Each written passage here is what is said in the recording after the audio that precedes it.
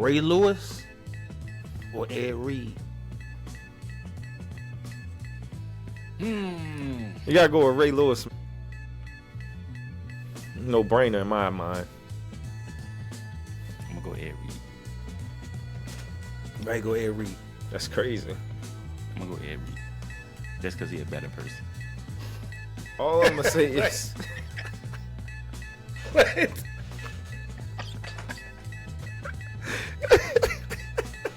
How you determine that shit? Yeah, yo, from the crib, Foster Brothers. It's K.E. Phil, y'all ready?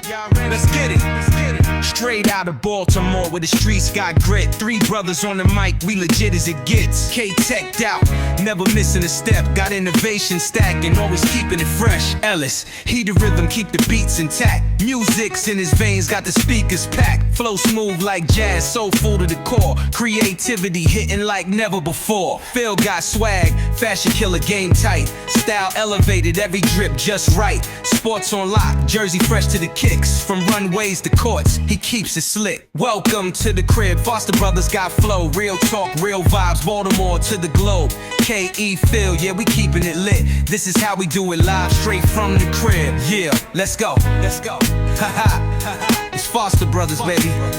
From the crib podcast. Tune in. Let's go. What's up, family? Welcome to another episode of From the Crib podcast with your boy Philly Cash and I got E and K with me. How y'all feeling today? Good, brother. Good, brother. Let's get into it. We good, brother. We got a lot to get into today, so I'm gonna start with how media handles or how media criticize like different athletes in the arts. Do y'all believe that all criticism is fair criticism or constructive criticism? And what you think draws the line? Like we see with LeBron defending his son to Stephen A. We see the criticism that the Ball brothers had received, or Deion and his sons, about him switching from basketball to music. So what do you guys think? All criticism is deserving or warranted, or is all criticism not as constructive? Let me tell you what I learned in this topic as far as from being a Ravens fan. Because as you know, Lamar Jackson is one of the athletes that get the most criticism. And like throughout the years, I've come to the realization that you really can't take it personal. It's all about ratings. Yep. So like when these sports commentators are saying all these controversial things about Lamar Jackson, LeBron James, Bronny James, like any of these athletes, you can't really take it too serious because you know they doing it just to get the views, just to get the numbers. Like, get it. And then when you're talking about the LeBron situation, I can understand why he would be frustrated with it because that's his family. But at the end of the day, you have to realize their business is getting attention. If you had everything nice to say about a particular quarterback, you had everything nice to say about a particular NBA, MLB, celebrity, whatever it may be, nobody's gonna care. People tune in for that controversy. People turn in for that beef and that messy stuff. So that's why you can't really. I don't even take, like, as a fan, like, I don't even take it personal no more. I just say, oh, they just trying to get views, they just trying to get people talking, and that's all it is. Yeah, it balances itself out at the end of the day too. Because if you look at like the Lamar hate and all the Lamar dealt, you go to like what's his name, Kyle, I forget the dude, sports commentator dude, but he speaks highly about Lamar and he get views on that. It's like, all right, when you got one pendulum leaning to hate, you always got to have a pendulum pointing back to the good side. So it start balancing itself out, and then that's where like you start drawing a line of who's pro this and who's pro that, and then that's where you get these different takes from all around the world and all around the social media of what people really think. But I think it's gonna have to be a balance of the two. Yeah, but you gotta realize too, on every show there's always opposite opinions, and that's by design, because they also are creating that conflict within the show. So like you'll notice, like if you watch the show with was that Acho and Shady McCoy and all of them, like you might have Acho that's saying, he might be rooting for Josh Allen to win the MVP. This is like one of the things they were talking about for a good part of the end of the season. You might have him that's pro Josh Allen for the MVP. Then you might have Shady or Jones that's pro Lamar. Like, you got to have that conflict in the media, and then you got to have that conflict within the show itself. Yeah. So it's kind of the same thing. You never, for the most part, you're not going to see a show where there's multiple guests or multiple hosts where they have to all have the same opinions. So like, and part of that is definitely manufactured. You got to think these shows have extensive meetings before the show. Mm-hmm. So they'll know, all right, I'm going to take this stance. You create your argument for this stance. And you take this stance, you create your argument for that stance. So that's all also part of the design of the show. Like, again, nobody's going to tune into the show if all of the hosts have the same opinion and they agreeing on everything. Mm-hmm. So that's like all part of that producing a show that people want to tune into. But that's the manufacturing of the whole machine, which we call sports and sports betting and getting those opinions, and that's what like stirs the pot. And that's kind of like, hypothetically, let's say if it was a sports show that existed that really gave, honest and accurate, criticism or feedback for games, what do you think that it would impact like ratings, like in a good or positive way? Because I think it's always hard. Like, sports is so circumstantial in certain cases. Like, all right, this team not going to perform as well if this person get hurt, or in those different things that we try to like just for viewership. I wonder how much that impacts the game, because let's say somebody say something bad about this player, it impacts his game, so now he got to prove him wrong. And then you got the other flip side of it, of like, let's say if he didn't see it or he didn't, like it's an interesting beast that we deal with when we talk about like sports and commentating the media and gambling, right? Yeah, it's real diverse. Because I feel like it's different layers on what part it impacts, because then you have the fan aspect, you got the commentator aspect, then you got the player, right? And then you got the new media, which is the old player that's now commentating, right? So you got people speaking from a psychology point of view. You got people speaking from a fan point of view, and they are automatically going to be biased. Then you got people who just speaking from just like, I just don't like this dude, or let me just give bad commentary on this, or I just love this dude, let me give good commentary on this. But I feel like all in all, it makes the ultimate fan. You know what I'm saying? Because that's why we tune in. Like when Patrick Mahomes comes to town, we heard everything that he had to say in the media. We heard all the fans, and they just regurgitating what they said on TV. Like, yo, Pat, do this time of the game. And so we watched into the fourth quarter to see what he's going to do, because that anticipation, that buildup of what we be hearing throughout the week, and that big yarn of talk that we heard through the week makes the game. It makes why we tune in. And you don't think they scared when Lamar Jackson coming to the stadium and like, yo, he going. You know what I'm saying? Right. And then all these chop ups, all the players talking about Lamar Jackson, like, man, he was faster than I thought. And then you got all this mythology things just build up in the fans. So I think it all plays a part on why people watch sports.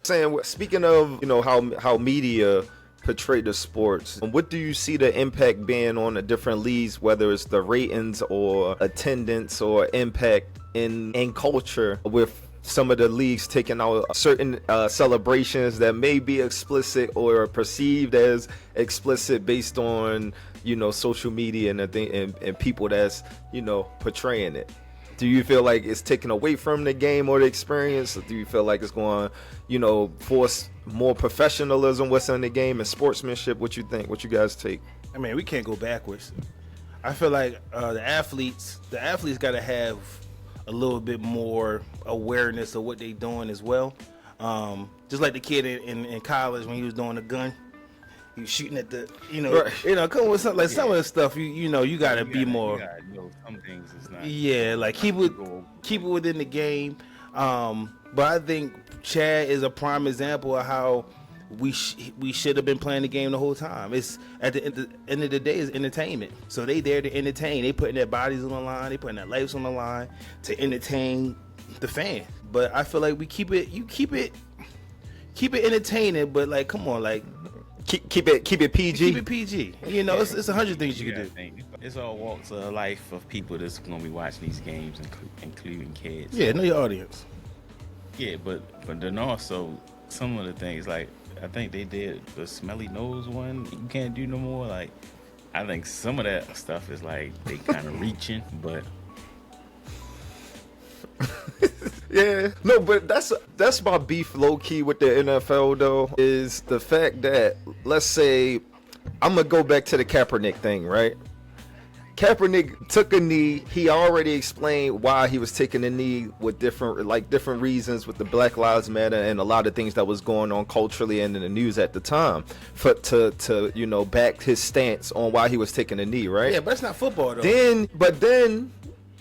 But then you have a year later and it say end racism on the back of helmets in the back of the end zone, when like it's okay to move the needle a little bit, that you can dictate what players do that's relevant to the culture and then take it away at a time where that's like the voice a little bit. So it's kind of like you playing like a double-edged sword with that, because it's like, is it okay to do these things, or it's only okay when you on it when it benefits the league? You know what I mean? So that's kind of, it's sports DEI type of shit. It's like it's sports DEI when you think about it. Like, oh, everybody think this wrong. It's all numbers. It's all numbers at the end of the day. Like, oh, the society and everybody think this wrong. Let's change it up. But when you got the Kaepernick thing, then you got some people. You got the veterans who like, no, you need to stand for the national anthem. Oh no, like all lives matter. They like, oh, they gotta pick a side. But when they like and I felt like he did move the needle, but then you have Black Lives Matter and how massive that conversation was, where everybody was like, yeah, that is wrong. So they were like, all right, cool, everybody in agreement. Oh, put it on the back of the end zone. So it's all business, bro. It's like all business. So it's like when I say DI, it's like, yo, we should hire more women.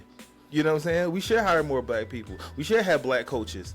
You know what I'm saying? So it's just like if it's like a overall like opinion, like, oh yeah, this is we should be doing this, they'll move that way. Is it genuine? No. Because these owners don't care. These owners, they care about the bottom line, bro. They don't care. They long as they trying to appease everybody. But at the end of the day, it is bringing awareness to these situations. Like, we have Cancer Month for a reason. Like, they have these different causes that they support because it's a big enough outpour for it, and they're like, all right, we'll sign off on that. So it's not a genuine thing. I think it's more so like the bottom line, and this is what people care about, so let's do something to be on that side. Yeah. And then at the end of the day, it's the NFL just want to make sure people know who's in charge. So every so often they be like, let me take this from you. Let me remind y'all who really in charge over here. Yeah. They'll put that foot down every once in a while. And that's not and that's why it's like, it's real interesting, because it's kind of like, I don't want to call it exploitation, because at the same time they get paid millions, so they need to have some decorum with their work. You feel me? But you gotta understand, like, a lot of the backgrounds of some of the players and stuff like that. So sometimes when those rule changes come about, it's like, are you accepting these people for who they are, or is it like, you're good as long as you stay on this lane? And that's kind of like a little bit of the gripe of the NFL that I see like a lot of people have. Yeah. It's like, it's NFL games. Popularity. It's NFL games on Nickelodeon now. So you gotta be, for brand wise, you can't be doing this. Yeah, I can't do that. You can't do that. So like, right. I mean, I get it as a businessman. I get it. Like, they have business at the end of the day. Ellis, what you just said brought up another topic that kind of ties into this, that I think we're going to be dealing with for the next 10 years. And that's the removal of, I'm starting off with NFL, but I think it's going to spread to other sports, but the removal of these games from regular free TV. So, starting a couple years ago, they went over to Amazon Prime. Now we got games on Netflix. Then we got certain games you got to have Peacock to watch. And then it's going to get to the point where it's going to be pay per view Yep. on regular NFL games, and I would almost bet to say within the next 10 years, the actual Super Bowl will be pay per view. That's gonna be sad. So It's moving in that direction. moving in that direction. So, like, do you think is the sport popular enough to warrant you paying for regular games, let alone when it gets to the point where you're going to be paying for playoff games? Playoff games might be on, I don't know, HBO Max that you need to have a subscription to watch. Right. Netflix is already, it's already there on Netflix. So, like, where do you see that going in the next 10 years, and how will that affect the league? Do you think it's going to, subtract from the viewership? It's going to increase gambling. I know that for sure. Because you got to think, if you got to start paying for games to watch them, and you see a lot of the trend of, sports betting has become more accessible, more popular. Like, I know females that be betting on games and don't know nothing about it. And I feel like, all right, you got to pay for it. I'm gonna go to the casino. All the games is going to be on, and I'm a sports bet. And it's all lucrative for the league. So if you're not a sports bettor and you love the team enough, you're going to pay for it. If you're a sports bettor and you need to see the games, you can go to the casino and bet on them. So either way, they're going to get your money, and they're going to put you in the corner to the point where you're like, oh, in order for me to be involved in some sports, I got to come out of pocket some way, somehow. I mean, I got 5 stick, so I'm excluded. Yeah. But the crazy part is, it's like the NFL is double dipping, because normally when you have to pay for a service, you would at least not have to watch commercials. We have to Right. pay for it, Absolutely. and we still gotta watch commercials. So what I would like to see, and I don't know if this will ever happen, I don't know if NFL would agree to this, but let's real time mic'd up players. Put it on HBO, put that behind a paywall, Ooh. and have like the real live mic'd up, uncensored version of the NFL. Now I would pay for that. I pay for that. Now that would, that would set them on another path of some extra income. But like, to go back to your first question, I think it's just gonna we in the biggest market in age in the history of probably, like, in our history, in human history, we in the most marketed era. So whether we're going to pay for it, they're going to find a way to get their money, because what's going to happen is, like you're saying, a lot of companies are still recovering from 2020, especially when you see all the changes with the restaurants and stuff like that. So what's the best way to make money is getting people out their houses. So whether they want to pay for it or go to a public space, they're going to find ways to make their money. You know what I mean? And like you said, them ads are popping up constantly. So even if you at home and you pay for your subscription, like America and how Netflix and the NFL work, man, they became kind of like marketing geniuses, because in a sense they find ways to package these things as if you already getting a deal, but essentially we kind of going back to the age of cable TV, essentially, because you paying like $9.99 over here for Netflix, then you paying like another $9.99 to $20 for Amazon Prime, and then they got these different deals where you could go monthly or pay for your annual membership. So it's like the NFL, man, they and as consumers, we always got the FOMO effect, right? So we always got the fear of missing out. So that's always going to push that person to click that button and be like, man, I can't miss the Super Bowl. You said Beyonce, or you know, Kendrick or somebody, or Drake about to be performing. So now you not only have pressure of you being a sports fan, now you might have your significant other or the kids just wanting to watch Drake perform or somebody. So you kind of, your hands are tied a little bit. So it's just that type of factor. And being that you're going to see it marketed throughout your social media the week of the Super Bowl or leading up to it, and the storylines they already have with players, it's no way we could turn against it. Yeah, but if you look at how the broadcast industry works and how it's moving towards streaming services, you can see the trajectory of how these games are going. Because if you go back 20 years, the CBS's, the ABC's, the Foxes, they were the biggest media companies. Now, fast forward now, you look at Netflix is one of the most is one of the top 10 valuable companies in the world.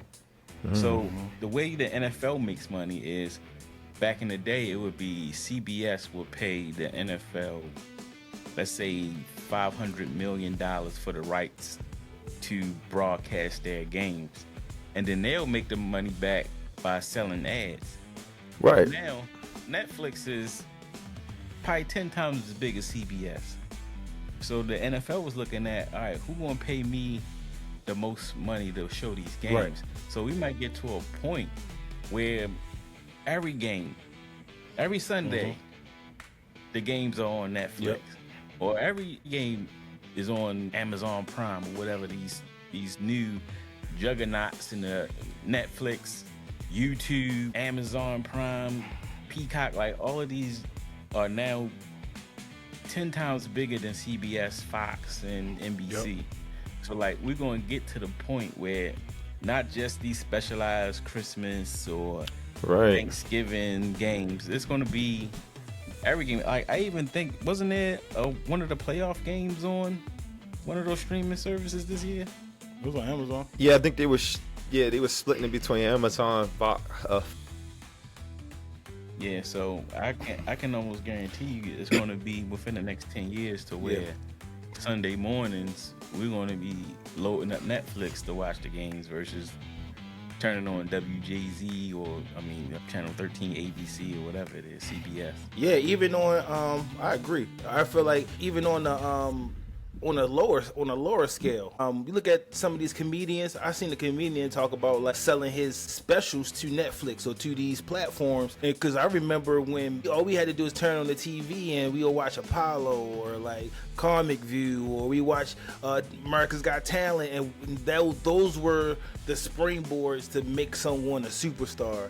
But now that all the social media, you can make yourself into a star, and then you just sell the product to an Amazon or to a Netflix, and then if you get it on there, you just get in front of the eyeballs, and then you springboard to success. It's like the same method on every piece of the totem pole. Even the media, even our talk on even the podcast space. Like I don't need to go to ESPN. I could be as ESPN. I don't need to. But that's the same thing. But that's all what the personalities on ESPN. Almost all of them had their own podcast on YouTube now. Yeah, simple. And that's why I said this is the most marketed era, because even watching the Super Bowl this past year, I don't know how many commercials I seen with Drewski on there, Kai Cenat. Like these guys are like social media influencers making big time TV, and then when you go on their personal channels, they promoting these different events. Like, yeah, I'm at the Super Bowl.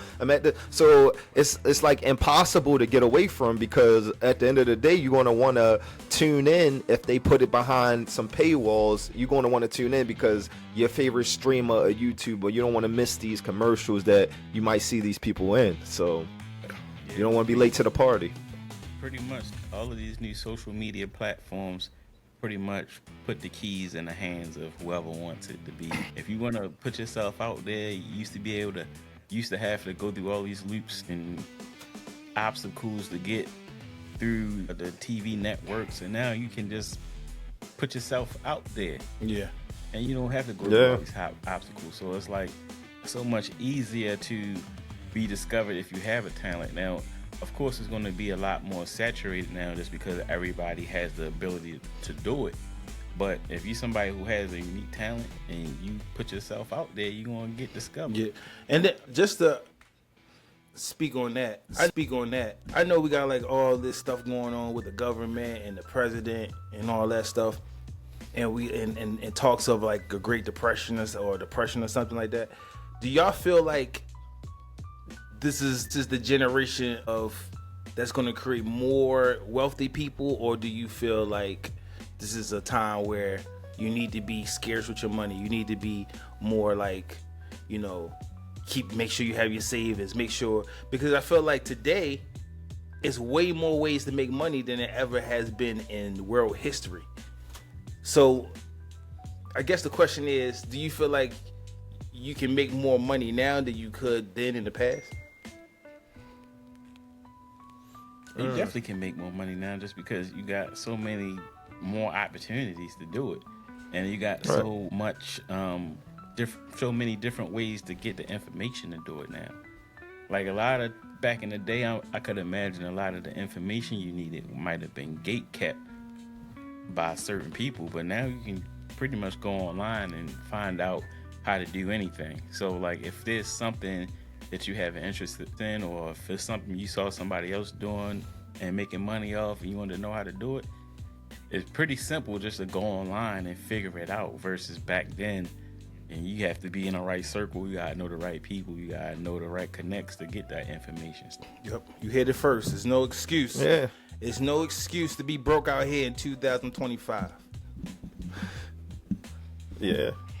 But he touched on two very important things though, because it's the power of information. Like, I feel like if we were getting into one of those like Armageddon, the world shut down situations, it's better to know something than to have money, because I feel like money is going to be obsolete at that point. Like, money out the window. It goes into, survival and what you know to survive. And I think, if people do have that fear, you might want to pick up a skill or a trade to kind of like that you feel might benefit you and help you if you in a situation where survival is key.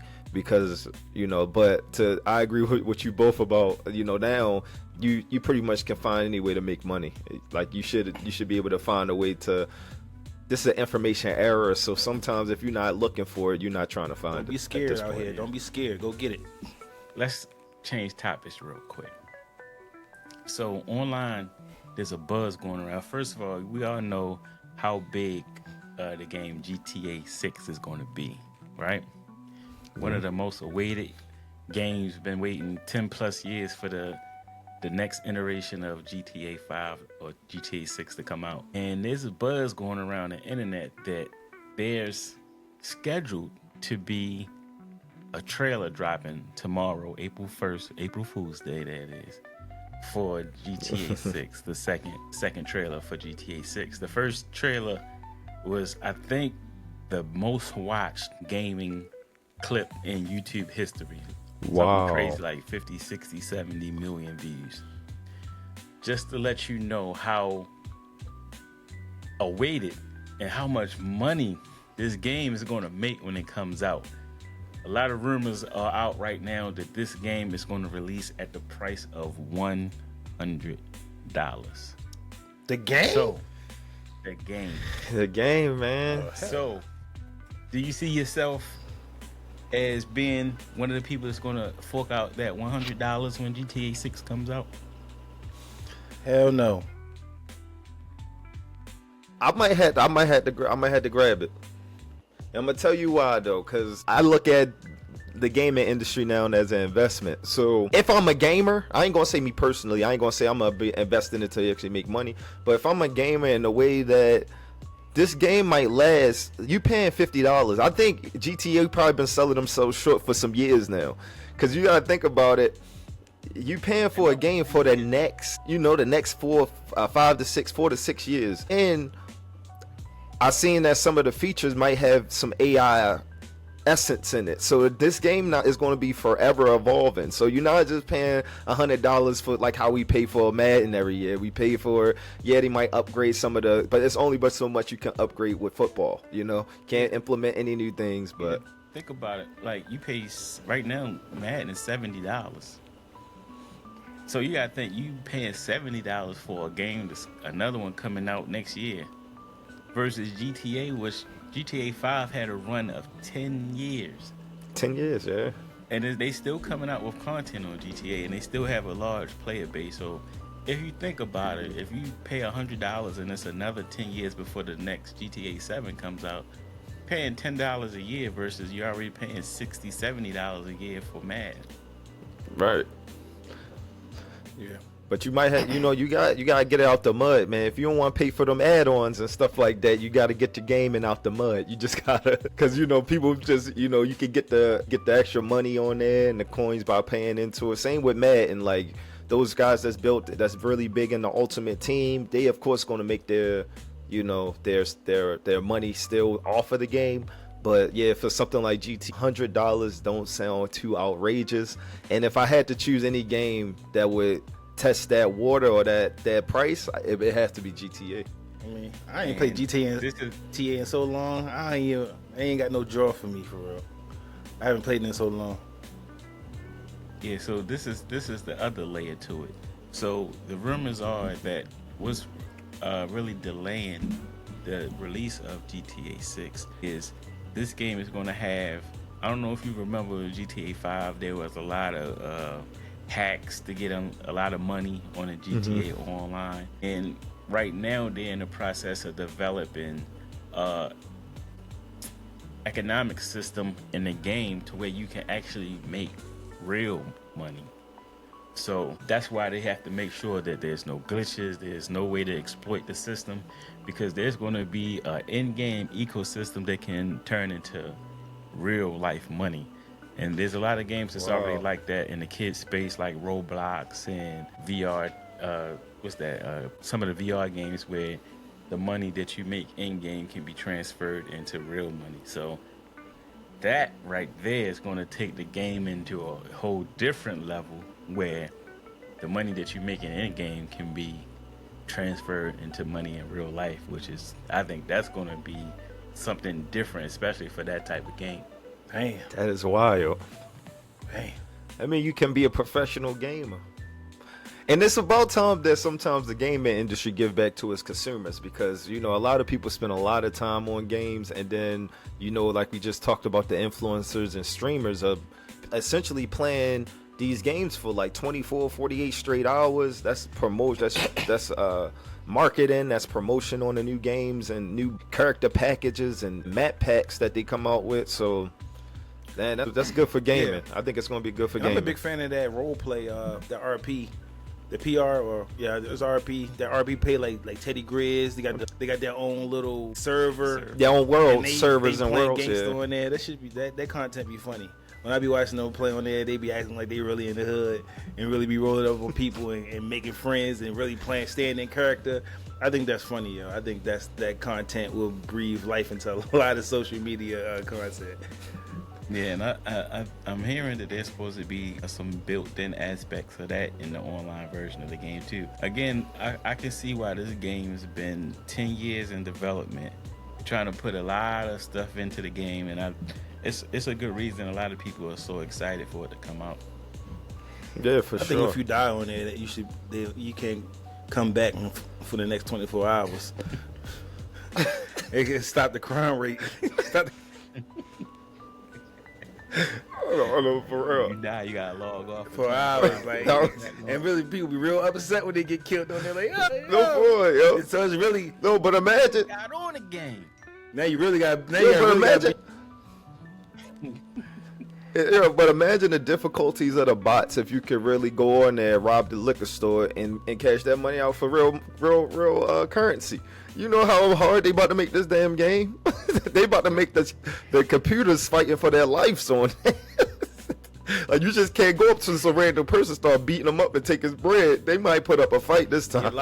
You get locked up on there. You gotta do the time. Like I gotta do a week, yo.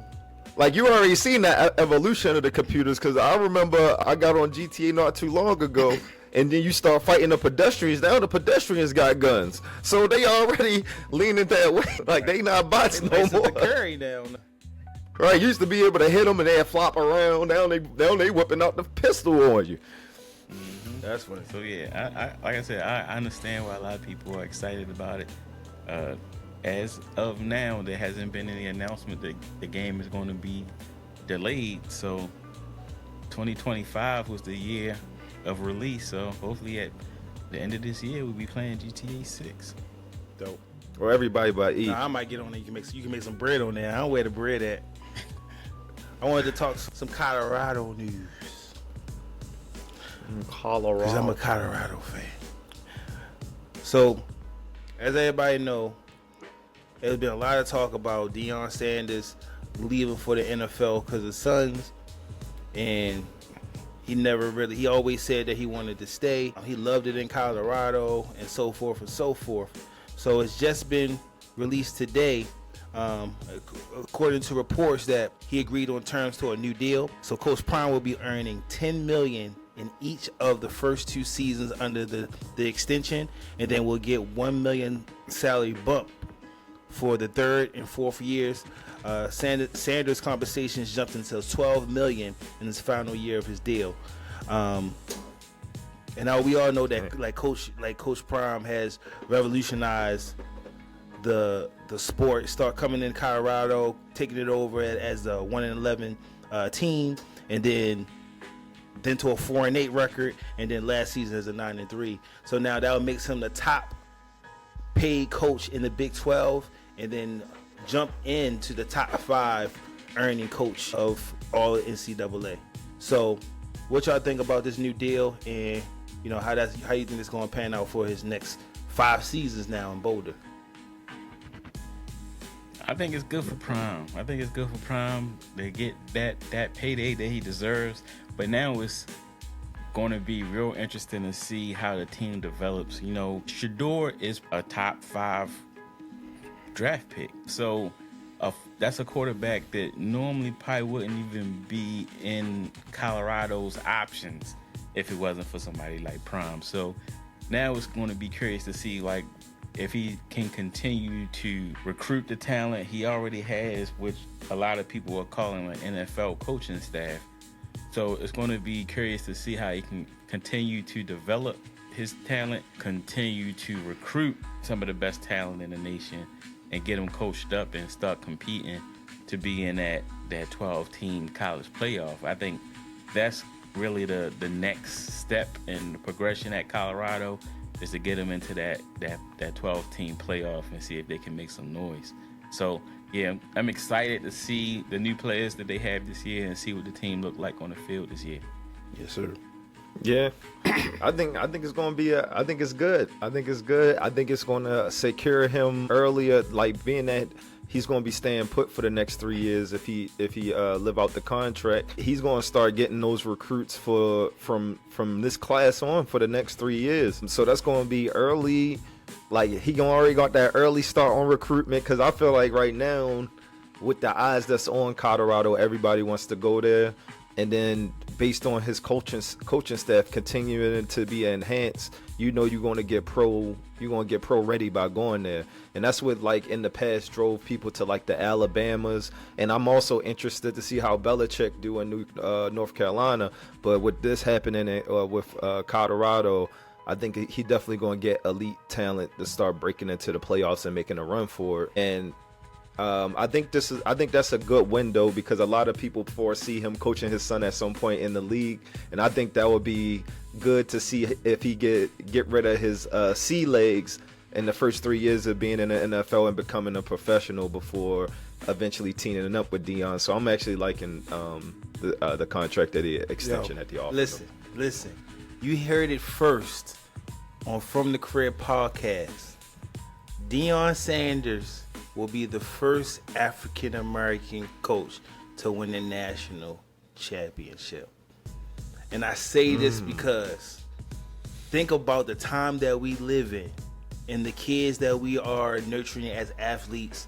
We talked about it in episode 2, how these new athletes are dealing with or wanting the eyes on them, wanting the money, wanting the popularity, wanting the likes, wanting the follows. You know what I'm saying? And all aspire to go to the NFL. What other place in America would you find the best cornerback that ever played alongside one of the best defensive line pass rushers of all time, Super winning Gold Jacket, one of the best running backs that ever played in Marshall Faulk, on one coaching staff in Boulder, Colorado, that they're now calling Canton, Colorado, where he's getting kids that's only going to be prepped to go to the NFL. And with that and all the notoriety that Prime brings, all the famous people that he can bring through there. He had Denzel already this year coming to just talk to him in the spring camp, and having Lil Wayne walk him out last year, and so forth and so on. What other place do you know of this modern day athlete?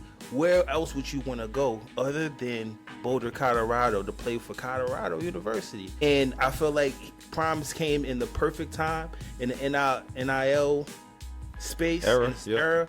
It's no other college that's going to be able to replicate that in the transfer portal, and he's treating the transfer portal like free agency, and he's taking less high school kids and more transfer portal kids. And now that he signed this contract, and now it's no more tarnishing. Because I know some colleges like, why would you go to Colorado? He gonna leave. He gonna go follow his sons. There's no point for you to go there. He's not gonna be there. That goes out the window. They already got the top quarterback in the class. You know what I'm saying? Already on the roster. So now you can't say, oh, don't go to Colorado. Deion Sanders not gonna be there. He's gonna be there for 4 or 5 more years. So anyone who was having those thoughts, anyone who's going to jump in the transfer portal after the spring games, or anyone who was undecided, freshmen coming out of high school, they're going to Colorado. And Colorado now have one of the best teams in the United States. I agree. I mean, because like you said, like a lot of people was putting a lot of flack behind. He coached his son up, but not only that, but he also had Travis Hunter, the Heisman winner, Heisman winner, and that's just that goes to show that with that exposure, what that can do for one of the top athletes that's coming out of high school. Because you could give examples of a Travis Hunter. Horn Jr. Jimmy Horn Jr. These guys coming from his program and being top picks, and it's interesting that his transition from Jackson State to Colorado, that you seen he bring some of the talent with him and bring those guys, but in order for people to get their due respect at times, you do have to go to some of those schools, and that's what goes to show. It's like the proof is in the pudding that he did it at so many levels, and now he's kind of the person that's leading the revolution into this NIL and transfer portal era. We always had these conversations about from era to era who was successful, who was great. I know you guys have seen in the media about the Deion Sanders versus Asante Samuel's beef. Just before we get started, I'm gonna just give you some stats from one of the popular posts that's going circulating through social media. So for Deion, he played 188 games. He had 53 interceptions, 5 playoff interceptions, and 2 Super Bowls. Compared to Asante Samuels, who played 153 games, had 51 interceptions, 7 playoff interceptions, and 2 Super Bowls. So what's your guys' take on this? I don't know if you've seen his post with Asante Samuels, but he mentioned how we are prisoners of the moment in terms of the marketing genius of Deion Sanders. It's hard to say that other DBs can't be compared to him. I'm paraphrasing, but can't be compared to him due to his aura. So do you guys agree on that on some magnitude, or where do you guys see this debate? Man, what are we talking about here? Right. Asante Samuel? Asante Samuel. Yeah, he 2-time Super Bowl champ.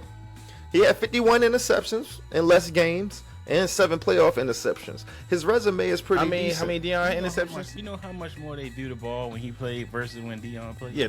Okay, this is like what I like to hear. Hey, look, I don't even think we should even raise his name up to the status to even have a conversation. Like, it's not even, no. It's not even close. It's not even close. Yeah, you saying even comparing their eras of like receivers he had to play against versus him, or like you just feel like just the nature of the game wasn't the same. That makes sense though. Asante Samuels was a good cornerback. I don't think nobody has ever even thought to say he was the best to ever do it. Never. Never over Revis and Charles Woodson. I could probably name 3 players that played in his era that I would say is better than him. So to try to put him in the same conversation as Deion, the best corner to ever do it, that's crazy. What's your take, E? Because this all started on proper techniques. They was talking about the techniques they used to defend receivers, and they disagreed. You know, I mean, it's a lot of layers to that. You mean you can't blame somebody for the aura that they brung to a position. So let's just go just by the aura of the confidence of making the cornerback position at the time relevant, right? So he like, hey, I'm the cornerback. I'm gonna be the best player on this field, and I'm gonna shut down one side of the field. So I'm gonna do my job. So that makes him valuable. He made that position valuable and look good. Then you got to bring to the point of stats. When you get 51 interceptions, that means somebody threw at you 51 times because they just thought the person was going to be open. Exactly. They weren't even testing Deion. But don't even test Deion. You don't even try it. And you gotta like think about it on that aspect. You know what I'm saying? You can't. How you go to a team as a cornerback, take that team to the Super Bowl, leave that team, the team you go to, help that team go to a Super Bowl as a cornerback. You don't even touch the ball, but you help that team enough to rise that team's stock to get up to the Super Bowl as a corner. Name a team that Asante Samuel did that for. Well, correction on that. He did touch the ball because then he went on the other side and And he played played receiver. receiver. Come on. Come on. Asante Samuel should be be thanking this man for even raising the stock and the value in the cornerback position. Because without Deion, we don't get likes of Revis. We don't get the likes of Jalen Ramsey. We don't get the likes of Richard Sherman. We don't get the likes of any other cornerbacks that the camera is on. Because they wasn't putting the camera on the corners until Deion. Primetime Sanders. All right, so this is my next question for y'all then. Do you feel like stats are skewed then? Do you feel like stats don't tell the whole story? Do you feel like everything is in context? No, stats don't tell us the entire. They tell us story, Right. but they don't tell the whole story. Yeah. For sure. There's a lot of different variables you got to keep account of when you can't just go solely off the stats. If I just go solely off if I just go off of sole stats, I can say Jameis Winston is the best quarterback to ever play the game. Yeah. I don't we think know you that say that off of. So I don't know if you can say that off of stats. well, let's just look at his passing yards. If we just look at his passing yards and his TD numbers, we were like, oh, he's a beast. But then you look at his interception numbers, and then you like, oh no. Yeah. So like, you gotta look at the total picture. You gotta look at the total picture. You gotta look at the competition they played against. You gotta look at the era they played in. Like, it's a lot of things you gotta put it to effect versus just looking at solely numbers. I mean, we even seen it this year when the MVP voting. If we looked at just solely stats, it's Lamar Jackson hands down as the MVP. But unfortunately, you got to look at other factors. You got to look at who they played with. You got to look at the talent around them. Like, it's all these other components that you got to look at before you make your opinion on where somebody falls in their greatness, Hall of Fame, and like, just think about the decisions that Hall of Fame have to make. They can't just look at solely numbers, because you judging players that played in the 70s versus players that played in the 2000s or the 90s. So like, there's definitely a lot more components that you got to look at more than just the numbers. All right. And that's kind of why I like these debates, because it's almost as if, like, because even on the stat line, with we talking like LeBron James compared to Jordan, like, the next generation could look at those numbers with 153 games played, 51 interceptions versus Deion 188 games and 53 interceptions, and kind of be like, was he as good as people make him out to be? And that's kind of what I even think about when I get older and tell kids about how great Lamar Jackson was. right? When their player is probably going to be playing and putting up stats, and they probably not going to believe it. They might look at Lamar Jackson numbers and be like, he was decent, but he ain't picking up as much as like the guy at that point in time. You know what I mean? And that's kind of like an interesting thing, because that's how you know I feel like I know I'm getting older now, because now like when I'm talking to kids and they be like, yo, he's better than such and such. I'm like, bro, did y'all see with freaking Randy Moss? Did y'all know like Terrell Owens was like a freaking beast? But they like Justin Jefferson might be the greatest. You feel me? Or Jamar Chase. It's funny. I'm thinking about like how I look at the old NFL films players and their highlights. And I'm like, man, they look like they was mops for real. Right. And then Right. it's like, in 20 years from now, we're gonna be looking at Lamar Jackson highlights, and then they're gonna be like, dang, he look like he kind of slow for real, compared to whoever playing in 20 years from now. So, like I said, it's all relative, but you gotta look at, what they look like versus who they was playing against at the time. Better. Hey, who's better? Sponsored by Goldie. So let's get into it. So what I'm gonna do is I'm gonna ask both of y'all. I'm gonna bring up two players, and then y'all gotta let me know who's better. And if I say the same person, then I let one of y'all speak on why is that person. If y'all both split and then say this person and you say that person, just give me a quick little understanding of why you say what you say. So let's get into it. Jerry Rice or Randy Moss? I gotta go with. It's hard, but I gotta go with Randy Moss. Who you got, Phil? I was gonna say Jerry, bro. His numbers look unreal. In that era, they didn't really pass the ball like that, and he played. Oh no, go ahead. I'll let you choose who you. No, y'all both picked the same person. So I just want to hear. No, I picked Jerry Rice. He picked Randy said Jerry Moss. Rice. No, I said. Oh, you said Randy Moss? Oh, why you pick Randy Moss? Randy Moss. You just gotta look at the build. He's a freak of nature. He has like the ideal height, the ideal speed. Now, if you look at the numbers, yeah, of course, I'm sure Jerry has better numbers. But if we out at the park and we picking our team, I'm picking Jerry Rice. You also gotta look at. You say you picking Jerry Rice now? No, I'm picking Randy. Yo, Moss. confused. If we in the park, I'm picking Randy Moss. But you also got to look at this. Look at the quarterbacks that he played with versus the quarterbacks that Randy Moss played with. I like that. I don't think there's no denying that Randy Moss is a better athlete. Now, did Randy Moss play in a better system? Yes. Did he play with a better quarterback? Yes. Did he have a more lengthy career? Yes. But like, if we just going off of pure talent, you gotta go Randy Moss. Okay. Now, if we're going off of numbers, the same conversation we just having. If we're going solely off of numbers, then there's no argument against Jerry Rice. Okay, I take that. I told you niggas keep it short. All right, here we go. Terrell Owens or Chad Johnson? I gotta go T.O.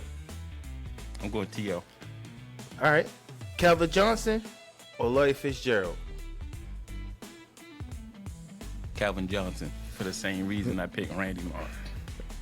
Yeah, I'm gonna have to go Cal too. I'm gonna go Cal. Okay. Antonio Brown or DeAndre Hopkins? Woo. I gotta go AB, bro. And the reason being, that man could turn a negative play into a positive play. He could catch a slant and take it 60.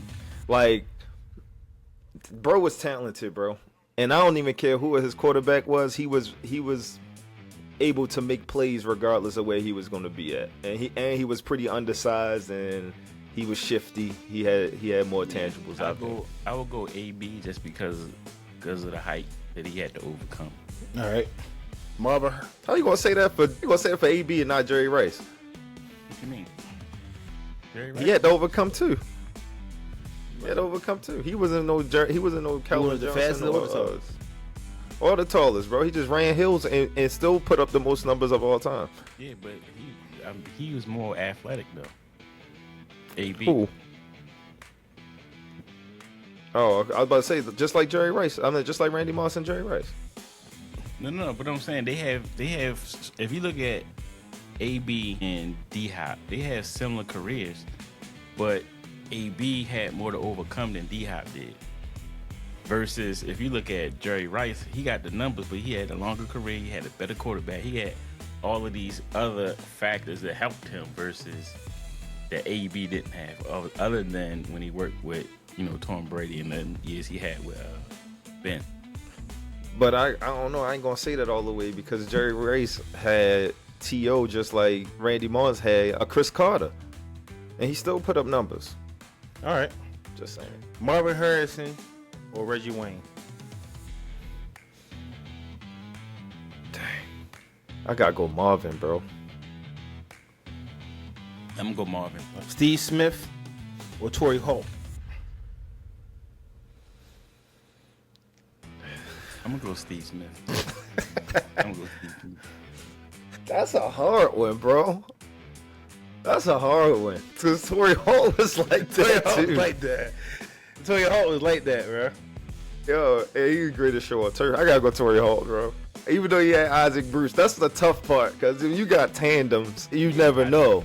I'm just picking Steve Smith just because of the system that Holt was in, made it easy for him to eat. Versus Steve Smith, he was the only target most of the times with a mop quarterback, other than when he played with Cam. But Yeah, you're right. Steve a dog, bro. he was a dog. Like, yeah. All right. Julio Jones or Michael Thomas?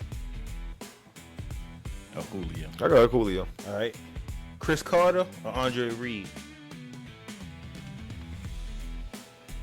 Chris Carter. Chris Carter. Okay. Cooper Kupp or Devontae Adams? Devontae Adams, bro. Adams. Okay. No offense, Cooper. Even though he a triple crown ring. DK Metcalf or AJ Brown?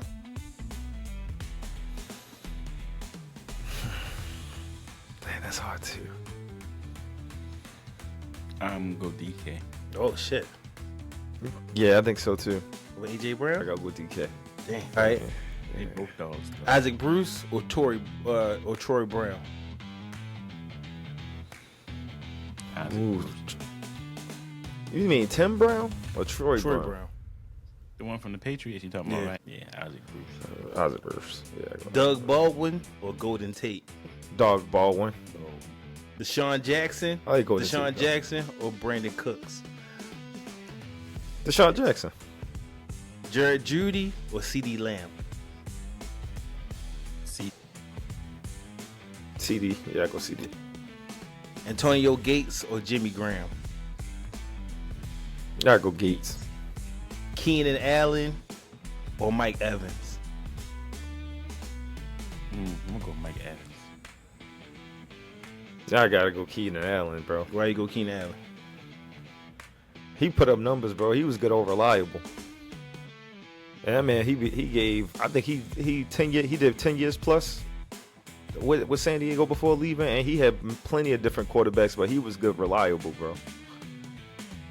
He made plays. All right. The last two. This might be easy, might not be. Odell Beckham Jr. or Mike Wallace? I gotta go old bet. OBJ. All right, this is the last one. Wes Welker or Julian Edelman? Wes Welker. Dang. He the one started that. Facts. Yeah. I'm gonna do the same thing, but this is gonna be Ravens edition. All right, here we go. Who's better? Ravens edition. Ray Lewis or Ed Reed? You gotta go with Ray Lewis. No brainer in my mind. I'm gonna go Ed Reed. Right, go Ed Reed. That's crazy. I'm gonna go Ed Reed. Just because he's a better person. All I'm gonna say is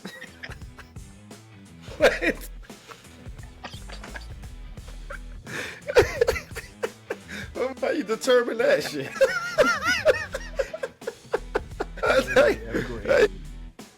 Don't say it. I like Ray, man. He the greatest of all time. Both of them greatest of all time, but I gotta go with Ray Lewis, man. He got 2 of them rings. 2 of them Don't rings. say he a better person. You'll say he picked better players off of personality. All right, here we go. I ain't like what he said. You know. Flacco or Lamar Jackson? Lamar Jackson, man. Lamar. No Super Joe Flacco Bowls, got man. I Super know Bowl, I contradicted. I know I contradicted myself, but I mean, he got a Super Bowl, but what we going off? Who a better player? This is overall, like, who's got a better, like, place in your heart? Lamar, that's why he a Hall of Famer. All right. yeah, Lamar's a Hall of Famer. All right. Terrell Suggs or Peter Bowill? I like T Sizzles. I gotta go Suggs. Okay. You know, Peter Bowill was a ring of honor ring. Yeah, but Suggs is a Hall of Famer too. All right. Let's go Jamal Lewis or Willis McGahee? Oh, I thought she was about to say Jamal Lewis. Jamal Lewis. You thought about to say? I thought he was about to say D Hen. Now, I still go Jamal Lewis just because we only had 1 year at the end, but D Hen was like that. He might be on another one. But there's only 1 year. All right, let's go. Let's go Anquan Bolden or Steve Smith Sr. I gotta go Bolden. Just because I gotta go Bolden, man. the Super Bowl. Everybody remember that? Michael Orr or Jonathan Ogden? Come on. Come on, man. That's too easy. Jay, All right, let's go Marshall Yonder or Kevin Zeitler? Yonder. Marshall Leon. Torrey Smith Hall of Fame. or Jacoby Jones? Dang. Mm. Torres. Damn, that's a tough one too. Shout out Jacoby. Rest in Yeah, peace. so Go Jacoby. You gonna go Jacoby too? I like Torrey Smith. I like Torrey Smith.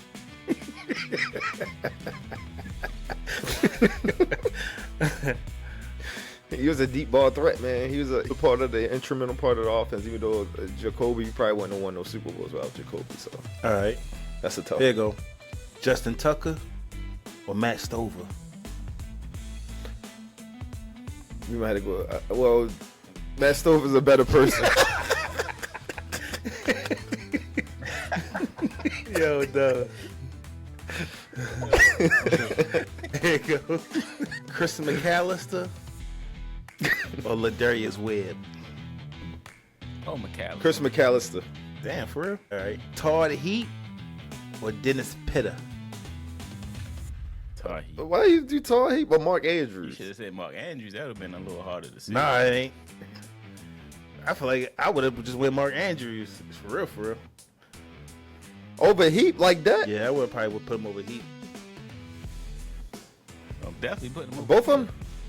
But Dennis Pitta Yeah, did his thing. He had a couple good moments. I would have said Pitta and Likely maybe. That would have been a little closer. All right. Ray. Who won? Who was the tight end in the first? Go ahead. No, I was saying who was the tight end on the first Super Bowl? Because I don't think Heat won a Super Bowl. Shannon It was Shannon Sharp. Oh dang, yeah. And Coates.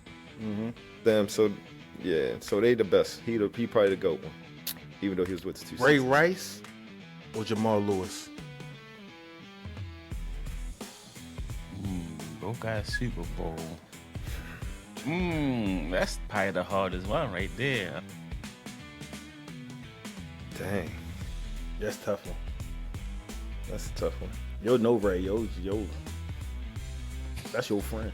He torn. He's a good person. I might have to go Jamal Lewis, bro, just because he almost had that record, bro. What was it, 2,000 yards in one season? We went as far as Jamal went that year. I ain't gonna lie to you, but you know, Ray Rice had the instrumental plays. Yeah, I'm gonna but go you Ray know Rice that was because- more. Yeah, I'm gonna go Ray Rice just because without him, we don't have that second Super Bowl. But you know, Joe Flacco kinda was like that playoff GOAT on that one though. But Jamal Lewis was like, he kept that defense fresh. I don't know. Flacco, in my opinion, it ended up working out. Flacco made the dumbest decision to even throw that 4th and 29 pass to Ray Rice in that situation. Oh, that check down? Yeah, 4th and 29. Yeah, that was big. But, hey, Ray Rice bailed him out. Yep. Here we go. No, you're right. You're right. Jimmy Smith or Marlon Humphreys? I like Jimmy got a Super Bowl, man, and he made that play on that up ball to Crabtree to win the Super Bowl. I'm gonna have to go Jimmy. Even though Marlo got the punch, man, and I love his podcast. It's he dope.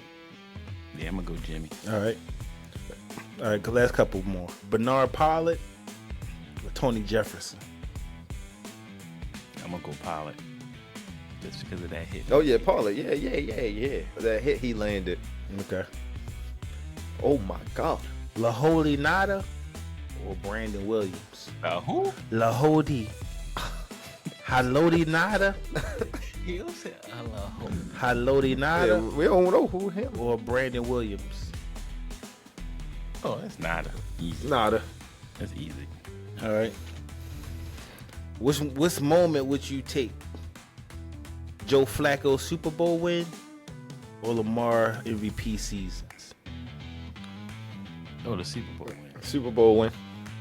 All right. Bowl. All right, last two. Billy Cundiff's 2011 miss or Justin Tucker's 66-yard field goal for the win? Hold on. Why wouldn't I take the make? I don't understand that. Because Billy Cundiff missed it in 2011 that in the playoff. Yeah, but then you said a miss versus a make. I'm gonna take a make every time. Right. But Billy Cundiff wasn't on that team. What you mean? What you mean? He was on that Next team. question. You don't know what you're talking about. Suggs sack record or Reed's interceptions record? Interceptions. Interception. All right, that's my questions for the day. For Who's Better, sponsored by Let me throw Goldie. one at you before we go off You said what? in the show. Yeah, what's up? John Harbaugh, who just signed his 3-year three-year extension. extension to stay with the Ravens, or Brian Billett. John Harbaugh.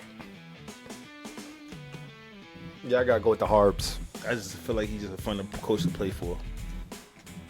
Yeah. And I think Brian Billick has the Hall of Fame team. He had to do too much coaching. It's true. John Harbaugh is a better person.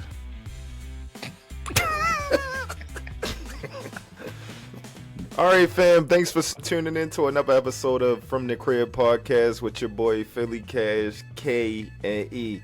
We'll see y'all next episode. Peace. Peace out.